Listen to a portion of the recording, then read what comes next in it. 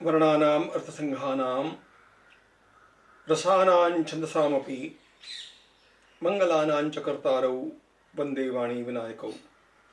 मनुष्य का हमारा यह जन्म सार्थक हो और प्रभु के द्वारा दिया गया यह अनमोल उपहार हम वास्तव में किसी योग्य काम में लावें, ऐसा लगता हो तो हम लोगों को सबसे पहले अपने स्वयं के जीवन को इतना निखार लेना चाहिए कि हम इस सृष्टि का यथा योग्य उपयोग कर सकें अपने विकास के लिए, और अपने विकास के पश्चात उसका उपयोग इस समष्टि को भी दें।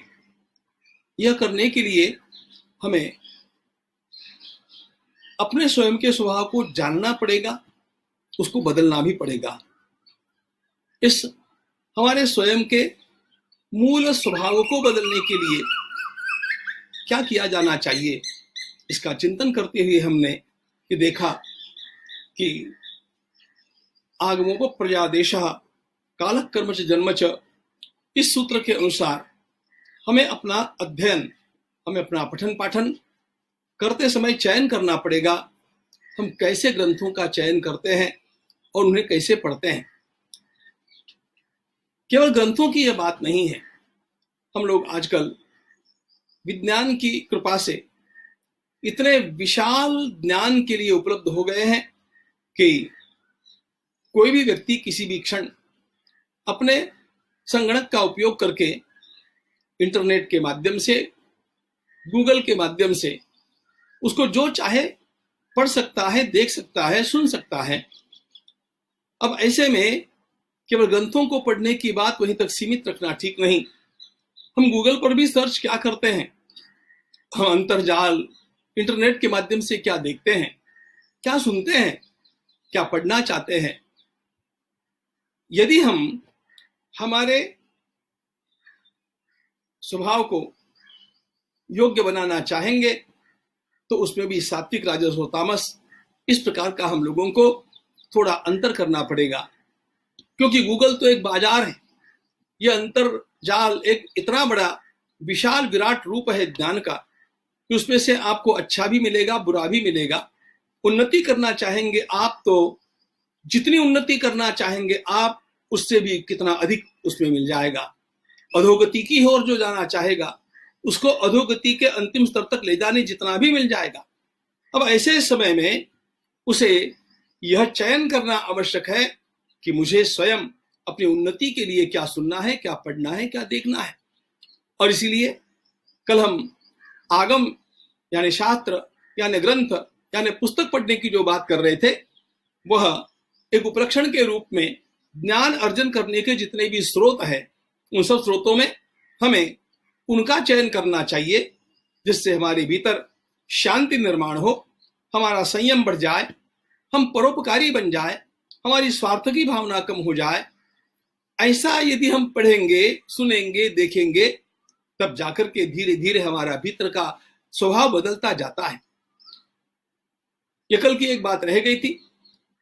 दूसरा सूत्र स्वयं भगवान उद्धव जी को देते हैं।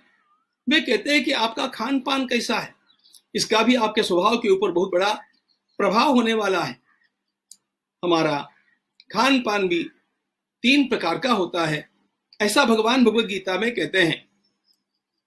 भागवत के सूत्र में तो आगमः, आपः, प्रजा, देशः, ऐसे कहकर के उन्होंने पान का वर्णन किया। पान का अर्थ है पीना, यहां पर उपलक्षण है, पीने का अर्थ है खान पान। यह भी 3 प्रकार का होता है। हम किस प्रकार का चयन करते हैं, इससे हमारी मनोवृत्ति का पता चलता है। आपको राम कथा का पता होगा। केवट ने जब भगवान श्री राम की आरंभ में परीक्षा करना चाहा तो उन्होंने श्री राम की मानसिकता सात्विक है कि राजस है कि तामस है, इसको जानने के लिए 3 प्रकार के पिटारे उनके पास अपने सेवकों के साथ लाए। एक में मांस मछली है और मद्यादिक है, दूसरे में मिठाई है और तीसरे में कंदमूल फल है। वे देखना चाहते हैं कि भगवान श्री राम की मनोवृत्ति तामसिक है कि राजसिक है कि सात्विक है। इसका सीधा अर्थ ये होता है कि हमारे देश में इस 3 प्रकार के अन्न का बहुत पहले से विचार किया गया। हम लोग आहार तो लिए बिना नहीं रह सकते, लेकिन आहार हम कैसा लेंगे उसका हमारे ऊपर परिणाम होता है, और उसी प्रकार का धीरे धीरे हमारा मन बनता जाता है। हमारे शास्त्रों ने कहा, उपनिषदकार कहते हैं, अन्नम अशितम त्रेधा विभज्यते। हमारा खाया हुआ अन्न 3 प्रकार से विभाजित होता है।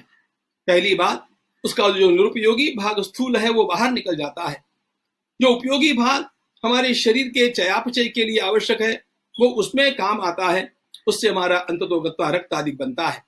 और जो तीसरा अत्यंत सूक्ष्म भाग है वो हमारे मन को प्रभावित करता हुआ हमारे मन के निर्माण में सहयोगी हो जाता है, हमारे मन की भावनाओं को वो प्रभावित करता है।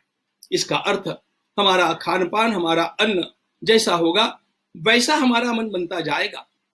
और इसीलिए भगवान भगवद गीता में यह कहते हैं कि आपका खान पान कैसा होना चाहिए। आयुष सत्व बलारोग्य सुख प्रीति विवर्धना।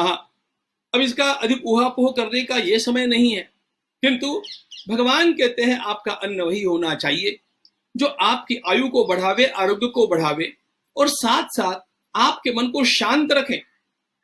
यदि हम सात्विक अन्न के रूप में फलों का सेवन करते हैं, दूध का सेवन करते हैं, शाकाहार का सेवन करते हैं, अपने आप आपका मन अधिक शांत रहेगा।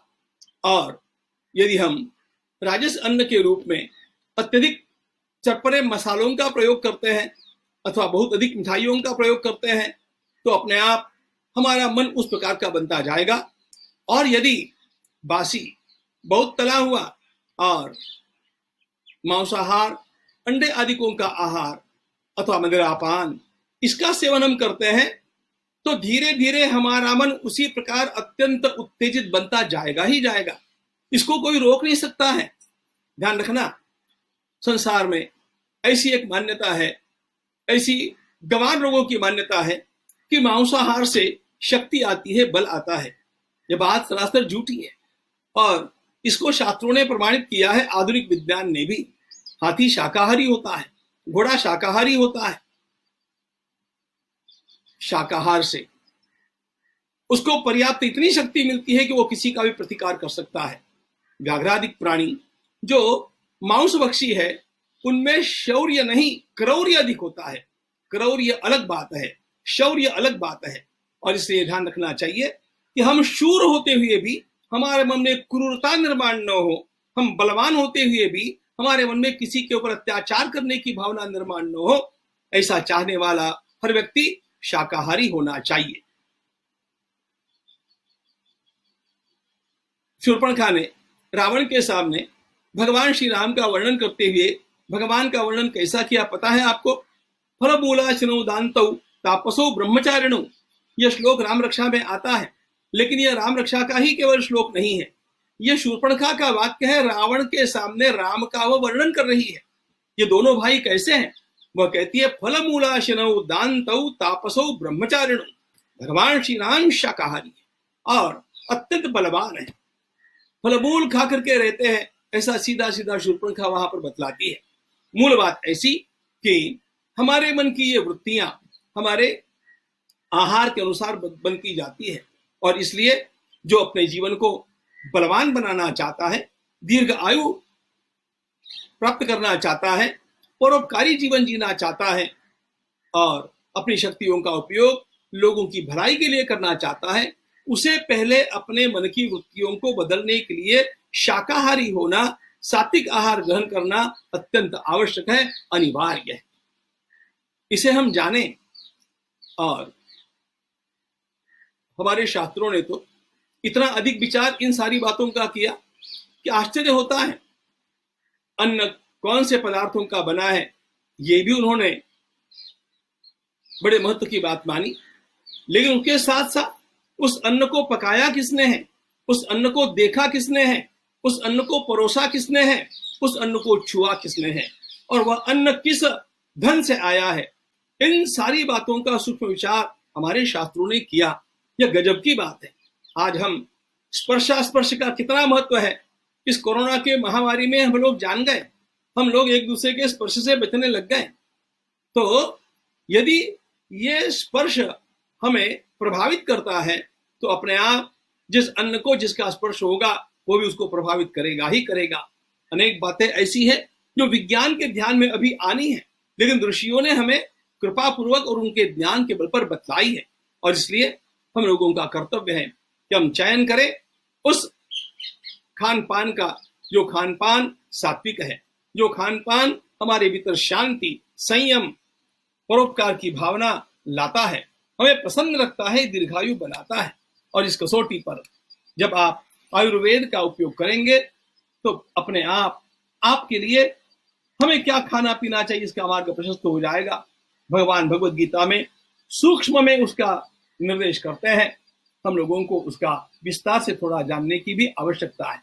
किंतु इतना तो सिद्धांत पक्का है कि हमारा खान पान जैसा होगा वैसा ही हमारा मन बनता जाएगा, और जैसा हमारा मन बनेगा वैसा ही हम सृष्टि से ग्रहण भी करेंगे और उसी प्रकार का सृष्टि के साथ हम व्यवहार भी करेंगे। इसलिए हमारा खान पान सात्विक हो, वह सादगी पूर्ण हो, और शुद्धाचरण हमारा यदि होना है तो हम खान पान में सावधान रहे। आजकल हम लोग जो ये पिज्जा, बर्गर, मैगी आदि खाते हैं, बोतलों में बंद किए हुए, डिब्बों में बंद किए हुए, पता नहीं कब के पदार्थ खाते हैं। ये सारे पदार्थ हमारे जीवन की अत्यंत बड़ी हानि करने वाले पदार्थ हैं। स्वाद के कारण हम लोग यदि चाइनीज फूड खाते हैं तो ये बात निश्चित है कि हमारे मन के विकारों की बात तो छोड़ दो, लेकिन हम अपना जीवन भी खतरे में डालते हैं। मैं ऐसे लोगों को जानता हूं जो केवल चाइनीज फूड को बहुत खाते रहने के कारण अत्यंत अस्वस्थ होकर के असमय में ही संसार से चले गए। इसलिए मित्रों, सावधान, अपने स्वास्थ्य के लिए, अपने मन के संस्कारों के लिए और अपने परिवार के सुख के लिए हमारा खान पान अधिक से अधिक सात्विक बनाने का प्रयास करें। इसी में हमारी सबकी भलाई है। जय श्री राम।